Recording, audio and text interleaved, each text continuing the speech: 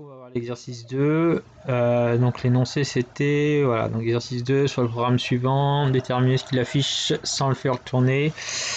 Ensuite, tapez le programme d'un logiciel, processing et vérifier s'il affiche ce que vous avez prévu. Donc je vais allumer Paint. Ok, voilà. Donc il s'agit de voir ce qui va... Alors moi ce que je vois c'est que... ça, ok.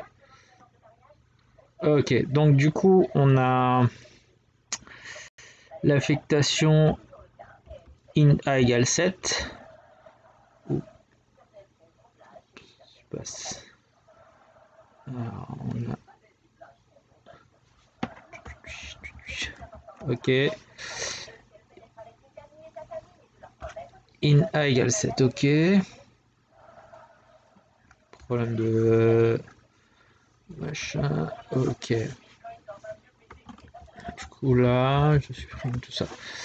Donc ça veut dire que A, il est associé à la représentation de 7 en mémoire. Donc 7 de type int. Hein. Donc la variable A. Puis on a int b égale 9. Int b égale 9. Donc deuxième instruction, B associé à la valeur entière 9 de type int. Alors, affectation A égale A plus B.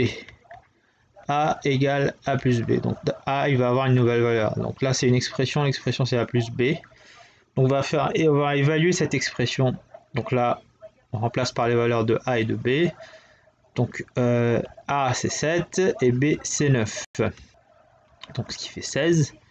Donc c'est-à-dire que A, désormais, il vaut 16 de type int. Donc l'indice des deux int, ça...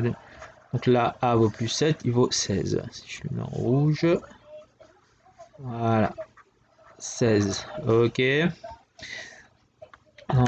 Quatrième instruction, B égale A moins B. Alors, B égale A moins B. Donc du coup, c'est quoi la valeur de A? C'est 16, et la valeur de B, c'est toujours 9. Donc 16 moins 9, qui fait 7. Donc du coup, B...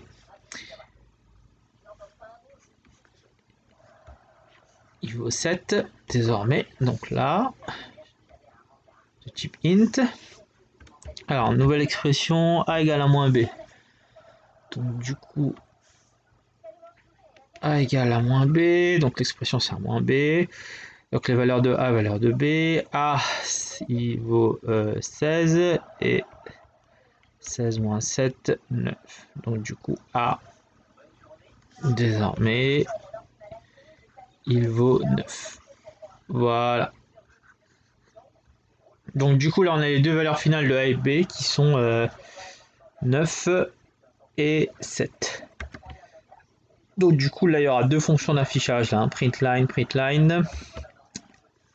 Donc avec un print qui est une fonction assez hybride parce qu'il est capable de traiter voilà, printline A, c'est quoi le machin, A plus A. Donc ça c'est instruction, et enfin une autre printline B égale plus B. Ok. Donc du coup, à l'écran, ça va être quelque chose comme ça, je vous sens en bleu. Donc ça va être A égale, donc la valeur de A. Donc la valeur de A, que j'ai déjà oublié, c'est 9. Donc c'est remplacé par 9, ça va afficher ça. Et là, c'est B. Donc ce qui est entre double guillemets, c'est ce qui va être affiché à l'écran là. Donc là, B, c'est égal à la valeur de B, que c'était 7. Voilà. Normalement, on aura cet affichage à l'écran. Donc, on peut checker ça vite fait sur Processing. Donc, du coup, si je tape int a égale 7. Ok, instruction 1. Int b égale 9. Instruction 2. On rappelle bien que c'est un langage typé statistiquement. Doit bien préciser les types de chaque variable. Pas comme Python par exemple. Donc a égale à moins b. Voilà. Donc Donc là, maintenant en fonction d'affichage printline,